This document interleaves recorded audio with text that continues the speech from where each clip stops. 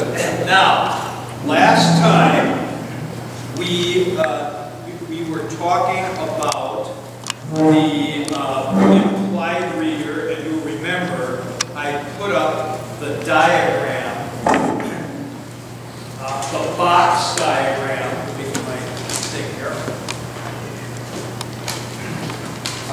With 1, 2, 3, 4, 5. What I decided I'm going to do now for the next 2 times is I have run off Xerox of some sections of my hermeneutics book, and we're going to go through this. We're going to go through it slowly.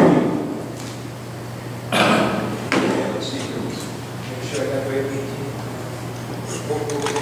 That gets the right second page here. There they are.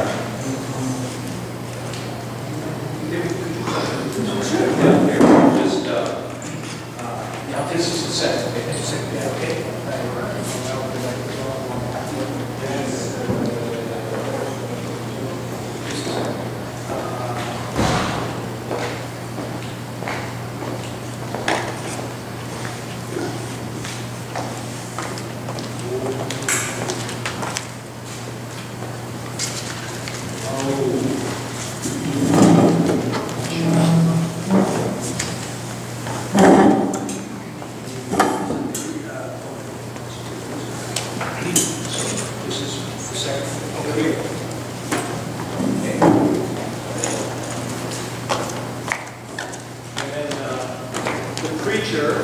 Who is one of the few people in the history of the world to actually work on level 3 in the sermon.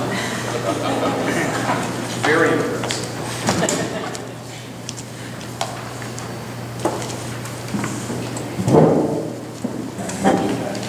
Okay. He's coming with the next page.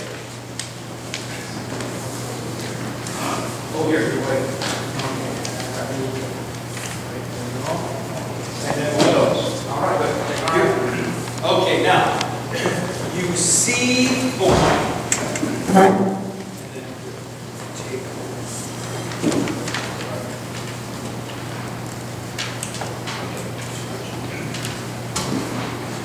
you see the diagram on page 218.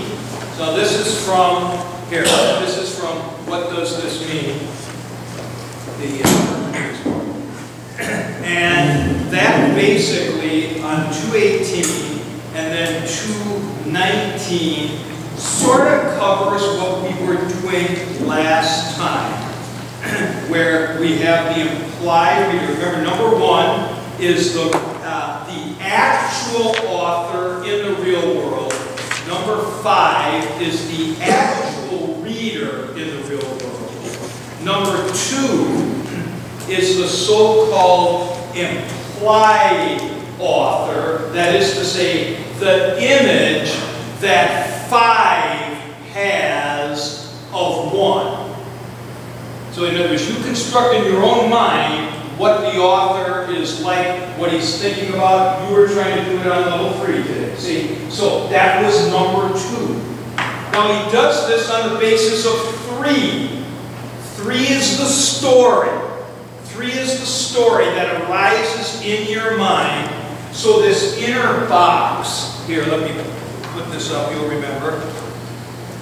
You've got the outer box is, you might say, the real world, and then the inner box is the text as a set of signifiers. In other words, marks on the page.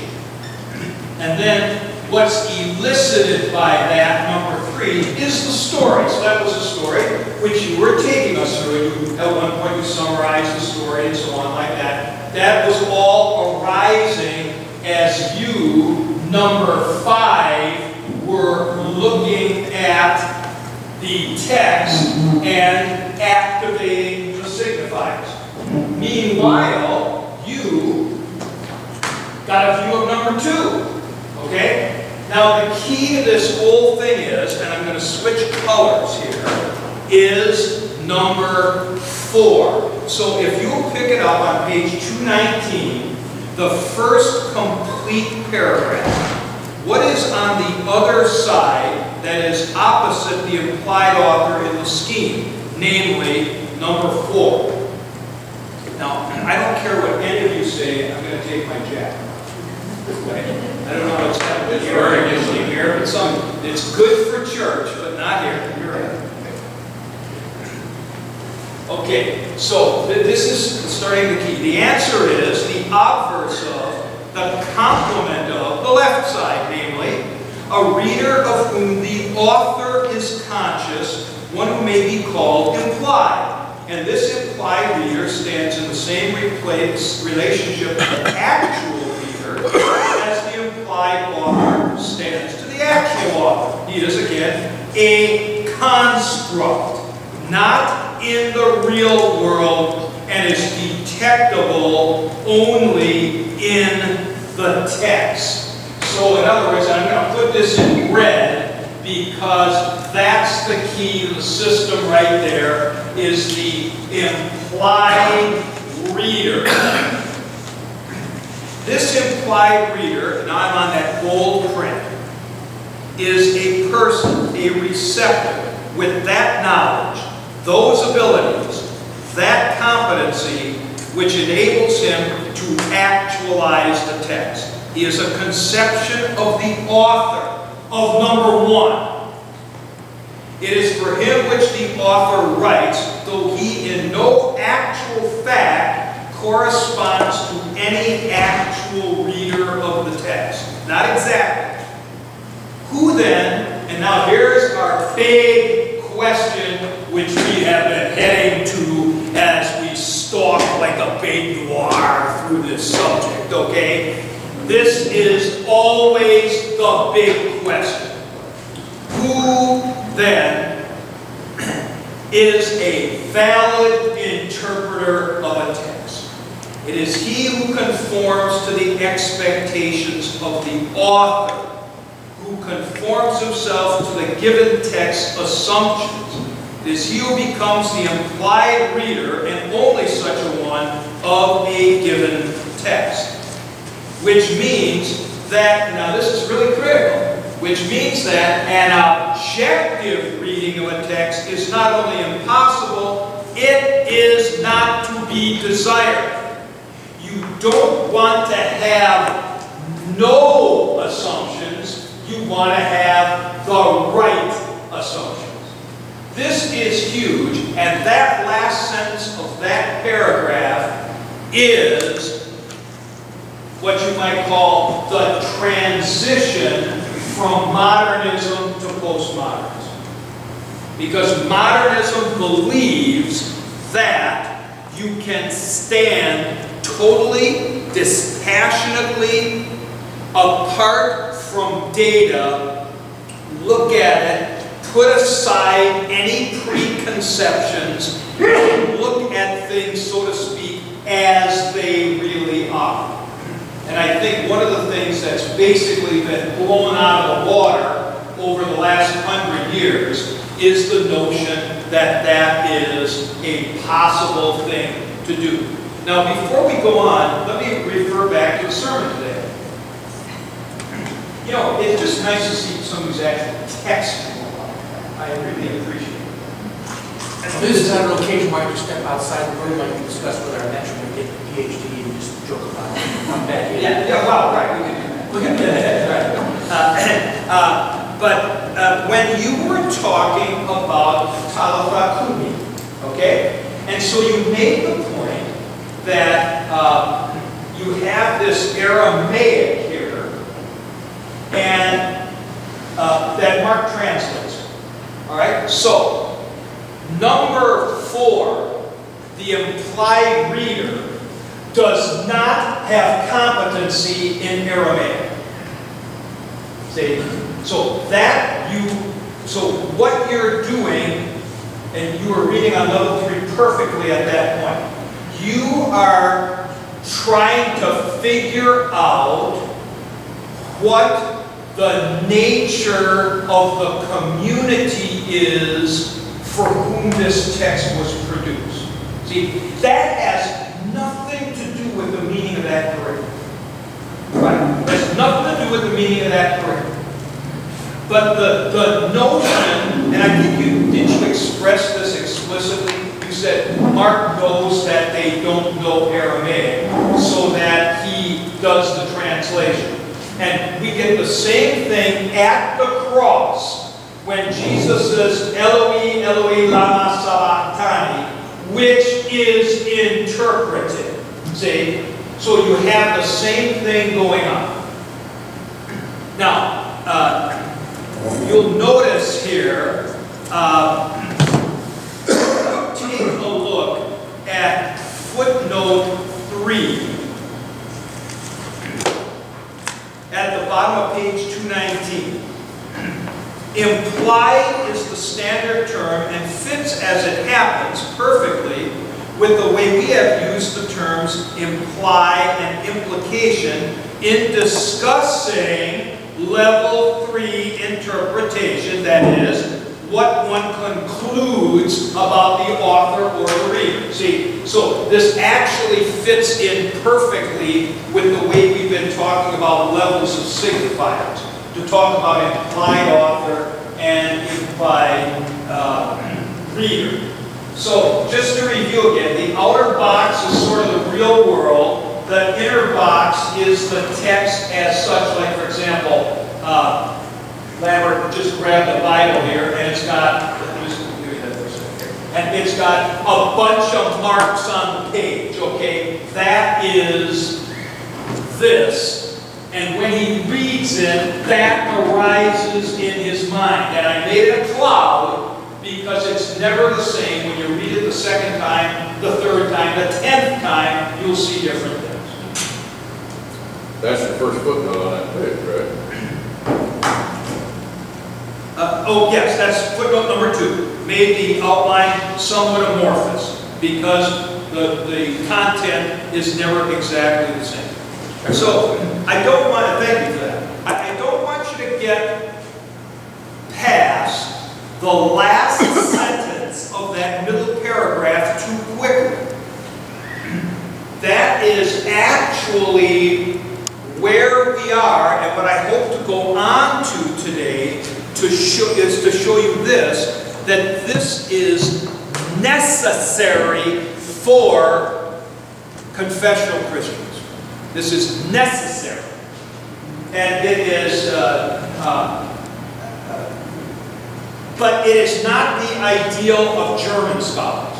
German scholars are still stuck in the old modernist paradigm of we put away all of our assumptions and we dispassionately observe everything that's going on. Just a second here. Do see these two good folks back here without resources. Okay, there you are. Yes? I want to give a counter example to this, or an example of a different implied reader in the book of Ezra. Okay. Where it is written, I'm picking up in the middle of Ezra 4, verse 7, the letter was written in Aramaic and translated, and if we keep on reading, it sounds, well, perfectly normal. Rehum, the commander, and Shinshi, the scribe, etc. It's only if you look at the footnote that you discover that what I'm reading now was in Aramaic. Yeah. So the implied reader of Ezra knows both Hebrew and Aramaic. There's no reason to translate it. It's simply there. Yeah, very good, very good. So different audience. And that's a different audience. Yeah, that's exactly right. And that's a different audience. Good. All right, now we start getting heavy payoff now as we move on. Where does one find the implied readers of the Bible or any other text? The answer of postmodern criticism is, and of the church traditionally, has been, one does not find them by looking for an individual, for readers are not alone. Readers are taught to read. Readers handle language because they are instructed. Now, take a look at the footnote 7. Community instruction encompasses such basic things as grammar. For example, does a hina clause ever convey result in the New Testament? The answer is disputed. See? So even some as basic as, and we've said this before, Richard, with Hebrew, with the binyanim of the Hebrew verbal system, what is the nature of the nifah? And there's some dispute about that. So even on the most basic level of level 1, the marks on the page, there are disputes, and you will be within what you might call a community of interpreters. Thus, if you learn your Greek from the Voelz grammar, you will have one view of verbal aspect. If you use Stanley Porter's grammar, you will have a different view. And if you use, what is the traditional one? Machen, that's 115 years old, then that you'll have a different one here. Okay? At the top, second line, page 220. Readers develop beliefs and attitudes. A personal or second text. Remember how we talked about all interpretation involves two texts, yourself and the text that you're reading, by conversation and discussion. That is to say, readers interpret in a community with other readers, with other receptors, with those who are their contemporaries, and with those who have gone before. G.K. Chesterton once said that the church is the most democratic institution in the history of the world because people are not disenfranchised just because they happen to be dead. That's good. Okay. Therefore, readers can become the implied reader only as they are trained to be that implied reader within a context where the implied reader of a text is appreciated and understood. So now we have kind of a summary paragraph here in bold. A valid interpreter of the text is that person, that man or that woman, who assumes the role required, as it were, by a given text, who becomes the implied reader or called for by that very text. And such a one is formed to assume that role by a community which has assumed that role itself. Now, before we go on, you should be able to let the other shoe drop, which is, I've just pushed this back one step, because now I'm going to ask which communities are valid interpreters of text. Okay? So you get yourself into this kind of regression, which we're going to be addressing here. All of this is relevant to the mission field. Really relevant to the mission field. Because you can't drop out of the sky on a text. Right. So, yeah, Richard.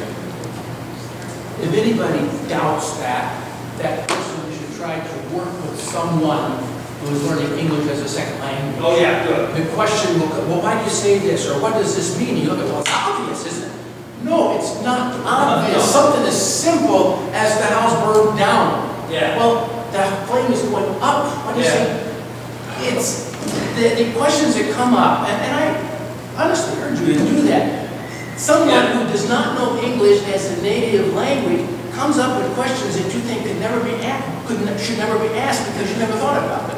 But they are valid questions. Absolutely. Because they are not the implied reader who is bringing background to that you have and you learned growing up. Yeah, and you know, with the example you use, it's even possible that we would all understand it in this context.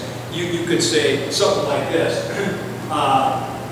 Boy, that sermon was unbelievable. He was really cooking. He just burned the house down. You know, well there you mean, You know, it's just this fantastic thing that set everybody on fire and got everybody excited. And it's not negative. It's not negative if you do it that way. So, now I'm going to go back. I wish Katie Beth were here because we talked about this just briefly last time. I'm in that bold paragraph there, about a quarter of the way down. A valid interpreter, then, is that person, that man, or that woman who assumes the role required, as it were, by a given text, who becomes the reader implied or called for. Now, in super radical postmodern circles, they would disagree with that and would say you need to read against the grain. That is to say, not to assume the role of an implied reader. For example, people could say something like this in the area of legal stuff in the United States. We're not going to read the Constitution according to the way it was written by white guys who were slaveholders. See? So we will resist the implied reader that they are assuming. This is called reading against the grain. All right? And this, now, I don't think this is what you ought to be doing. I just want to alert you to the fact that what we're talking about here is what I would call a responsible soft postmodernism. But there is a hard, radical version of this that simply does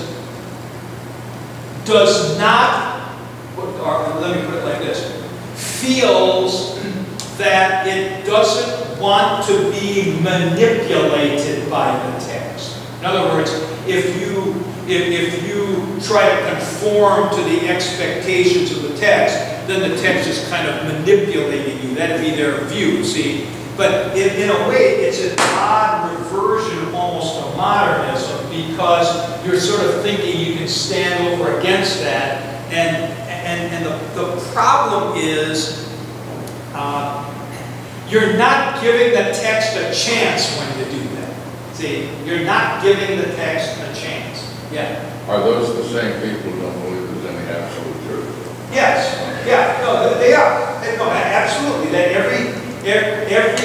the text is given a frame, and as a friend of mine says, every frame is a framework. Right. Right. No, that's exactly. Now, I've swum in these waters. By that I mean I go to these sections at SPL and so on, and believe me, it can get real radical. But this is sort of the responsible way to do it. And now we really get to where the rubber hits the road with that paragraph starting in the middle of the page, therefore. Therefore, the question really is, are all community interpretations equal? There is probably no agreement on this answer, and a fully reader-oriented answer would be probably or definitely yes. And there will be people who will say that. That's Jim, that's what you're talking about. But I would propose the following. That community which has produced, received, and preserved a given set of documents, or better put, that community whose personal formation includes the production, reception, and preservation of a given set of documents, is likely to teach its members to read those documents in a way congenial to them. That is, in such a way as to find in them what reasonably may be found, what intended meanings there might be, and to allow further meanings to arise. Richard, you were doing that. See, so you're reading on level 2 or you're reading on level 3. Meanings which are congruent with what intended meanings there might be. In such a community, there will be, to use terminology we have used above, people who can assume the role of the implied reader of the documents. That is to say, that community's members will possess the competencies for interpretation called for by its documents. Notice what I put in bold there at the top of the page. The members of that community will possess the competencies for interpretation called for by the documents, for they will operate by a set of beliefs, standards, and knowledge, which is, Richard, the personal second text, congruent with the beliefs, standards, and knowledge of those who produce those documents, and therefore congruent with the beliefs, standards, and knowledge assumed by the texts themselves. So, second text, remember we said this last time, is self-understood as a whole complex of understandings, knowledge, beliefs, attitudes, and you read any target text, like the Gospel of Mark, over against what you know. Just like we were talking about the ESL. See? What you know. Now, what should your second text be like? Right? The community that has produced those documents, valued those documents, and deals with those documents is likely to be the one that helps you to interpret those documents. Now you'll notice the next sentence is, what does this mean for the reading of the sacred scripture? So before we go on to that, I have up to this point, before that, maybe we should have done a paragraph mark there. I am dealing, so I'm kind of circling the drain here. So we're talking about what an interpreter should be like. And we're saying that it is part of a community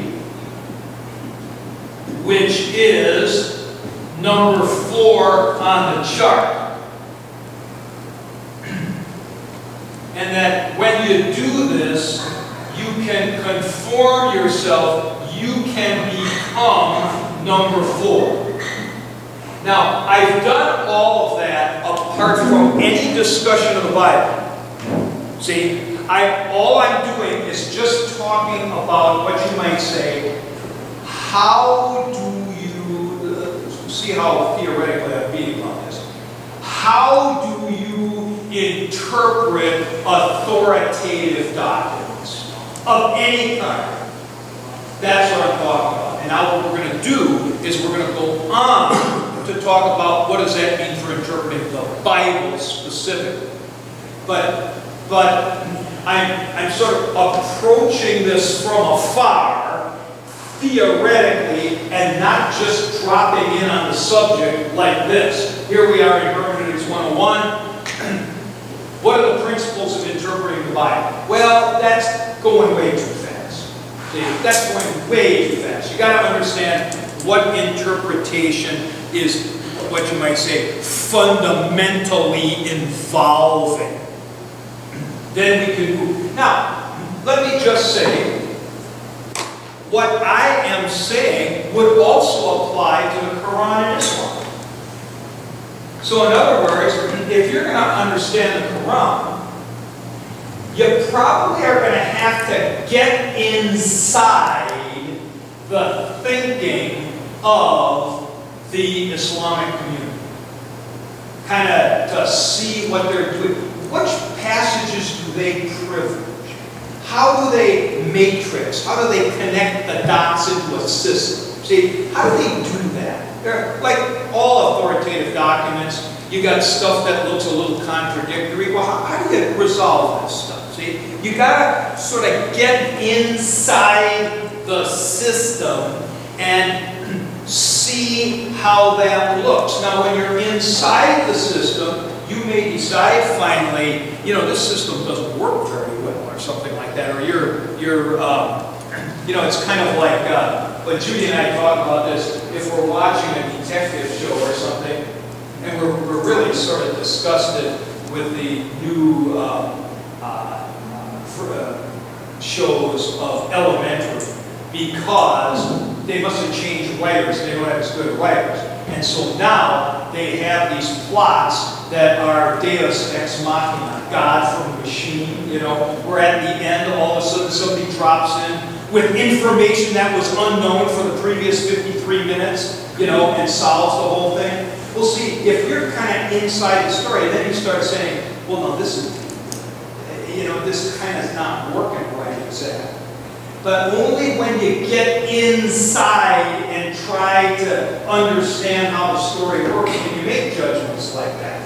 So, this is a plea in a lot of ways that if you're, and some of my students have said this actually, they said, you know, with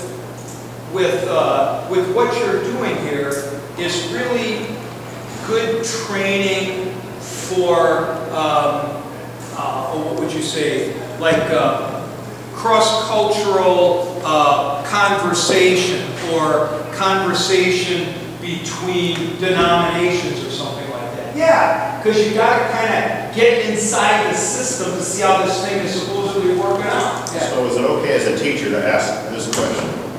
What does the text mean to you? Is that a legitimate question asked like a Bible? But it can't be God from the machine, though. See, in other words, you can't just, I don't know that that question is particularly helpful. I hear it all the time. Yeah, but it's not particularly helpful if the person has not assumed number 4. See, you can't just drop a guy in and say, well, what does that mean to you? Well, now wait a minute here. Do I have the competencies for interpretation? You know, do I know the language? Do I know Greco-Roman culture? You may remember in the sermon today, Richard talked about the wide, pervasive, and general influence of Alexander the Great. See, now you got to know that to know why Greek is the language here, but Greek is functioning as, what was it, GSL, Greek as second language, right? So, so when you're looking at a text in the Greek, first you've got to be doing that. That guy's assuming you're knowing Greek. And then your understanding of that Greek has to be sort of modified by the fact that it's written by Hebrew people and so on. So you can't just ask people, well, you can ask them. I just don't know what the value is if somebody isn't in the slot number 4. See, so in other words, somebody reads a passage from the Quran to you and says, well, what does that mean to you? That's kind of an illegitimate question. Yeah. In fact, the danger, too, if you did that in an ordinary Bible class in an ordinary parish, is that people are going to do feelings instead of Bible knowledge. Yeah. See, you know, good examples with parables. So, if you realize, let's just take a real simple example, the sower and the seed. Now, in both Matthew and in Mark, it's very clear that Jesus does the parable of the sower and the seed, his first parable, as a response, because it occurs right after he's accused of being in league with Satan and his own family accuses him of being crazy. Jesus tells that parable. So that parable is a response in the literary flow of the narrative to the rejection of Jesus, and it answers this question. Why, with the Son of God here, isn't everybody accepting his ministry? Well, here's the answer. Some people are just so darn hard-hearted, like the scribes. Bam! That word doesn't even take any root. Other people get all choked by the cares of this world. You know, other people, you have persecutions and so on. And then for some people, there is 30 and 60 and 100-fold and so forth. So, but if you don't know the context of the parable narratively, you're liable to come up with the famous, you have 4 kinds of soil in your hearts interpretation, which textually does not actually fly at all. See? So you can say, what does it mean? Well, it means that I have 4 kinds of soil. Well, that's using the text as a kind of a catalyst for thinking about your own stuff. You're not interpreting the text, you're using it as a catalyst for you to think about general things. So, this is, believe me, what I'm talking about here engenders no free-for-all, because I'm trying to anchor people in number 4 for this, which is why you learn Greek at the seminary, why you learn Hebrew at the seminary, why you learn doctrine. We're going to be getting onto this. Why you learn all this stuff, why you learn Greco-Roman history, and so forth. I mean, for example, here's a really good example. Paul talks about this all the time, saying Jesus is Lord. Well, that's a tame speech. No, it ain't, because the emperor was Lord. Okay? So you call Jesus Kyrios, you are in direct conflict with the emperor, and then they start burning you at the stake.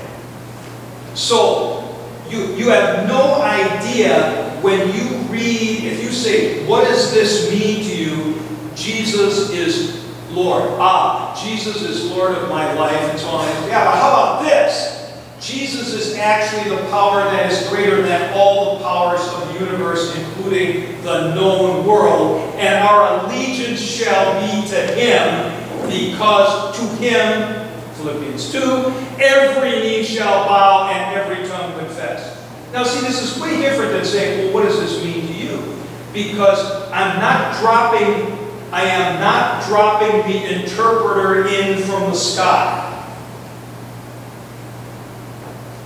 And when you're dealing with different languages and cultures, and it happens in Africa as well as here, there's 2 different things between the written word and the vocal word. Because they don't say THs, and they hear the word FATE and FAITH as the same word. Oh yeah. Because they came up and wrote on the board. How are these 2 different? Oh yeah. Faith and fate. Totally. Wow. So if they're hearing me say faith, they're thinking faith. They're thinking faith. Yeah, that's interesting. Well, when you say orally, I was thinking today, Richard, in the text for today, at the start of the section of the woman with the issue of blood, it's the only place, probably in the New Testament, where there are 7 consecutive participles. Now, you see, you're reading all of this in the English, okay?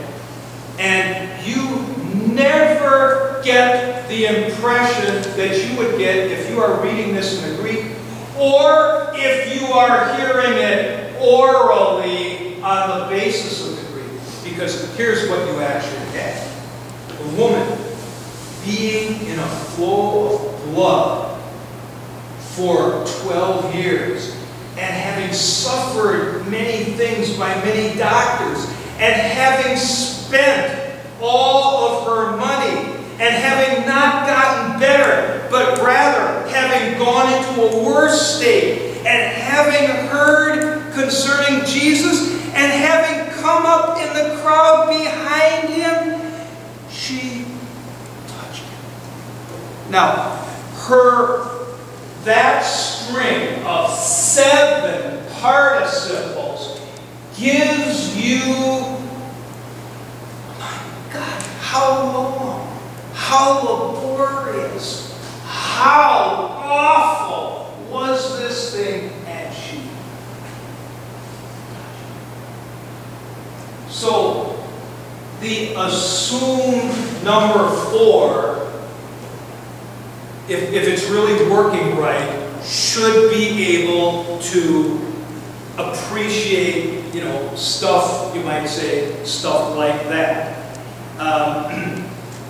You know, it's just, we are such modernists in terms of, well, what does it mean to you? Well, that means I can, as this monad, such as the German philosopher Leibniz, you know, viewing all things dispassionately, you can just come in and grab some stuff. Well, we're not just grabbing some stuff.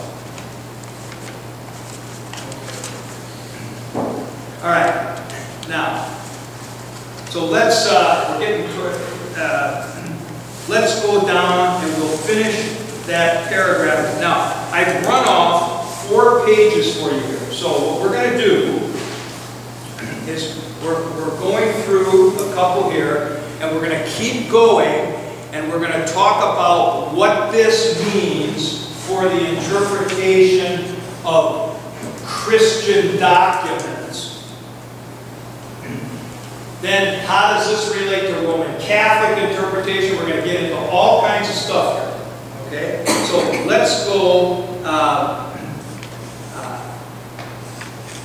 starting down about 8 lines on page 221. What does this mean for a reading of the sacred scriptures? It means, it would seem, the following. As far as the New Testament is concerned, so I'm just starting out just talking about that. These books were produced, received, and preserved by the Christian community. Therefore, that community is likely to teach its members to read these documents in a way congenial to them, to assume, as we have said, the role of the implied reader. And therefore, to be able to assume the role of the implied reader of the documents of the New Testament, one must be within the Christian community and be taught to read by it.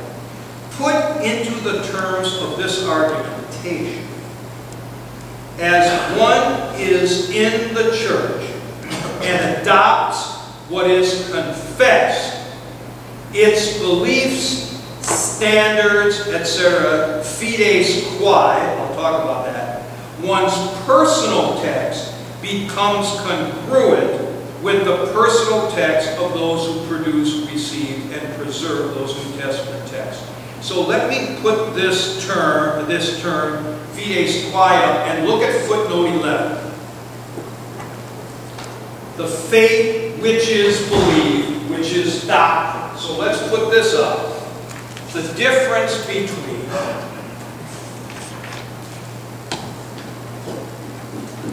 fides means faith in Latin.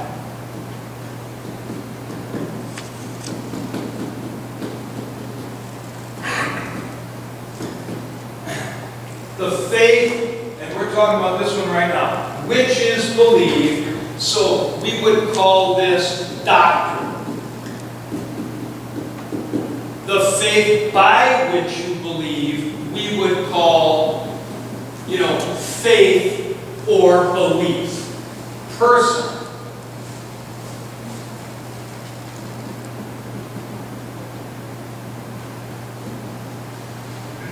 Now, the point I'm making here is there are 2 factors.